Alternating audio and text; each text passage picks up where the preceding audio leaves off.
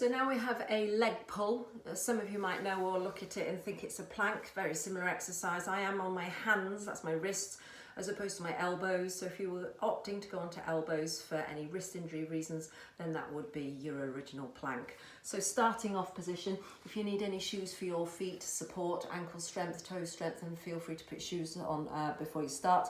A knee pull is this. We've done it with our hands under shoulders and knees. That's already been rehearsed. That would be your phase one. Phase two, which means a progression. I walk forward onto my hands further in front. You can see my hips have sunk a little bit. My knees I'm at the front of. Push into the toes, squeeze into the buttocks and lift into a full straight leg pull.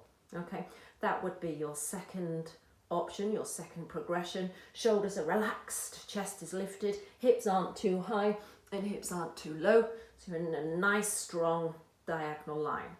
Take a rest. That would be phase two. Progressing a little bit further for those of you that feel the need. Back up, clenching buttocks, kneecaps, pushing down through the heels. So there's a little toe tap for those of you that have the flexibility, strength and mobility in your hip. So I'm tapping the toe, okay? That will obviously challenge your core more because as I load up with just the one leg on the floor, I am going to drop my back, my hips if I let it. So you have to stay strong. Moving that a little bit further, the toe wouldn't touch the floor, okay?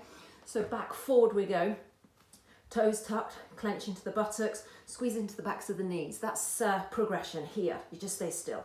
Second progression, tap the toe, chest lifted, looking down between the thumbs. Moving on, you bring the knee up, not sinking, knee up and strong for a really good core workout.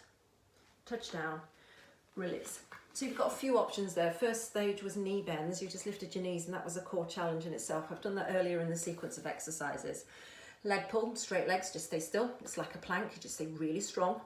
Second progression, if hip and knees will allow, is a little tap forward. Some of you might know it's mountain climbers.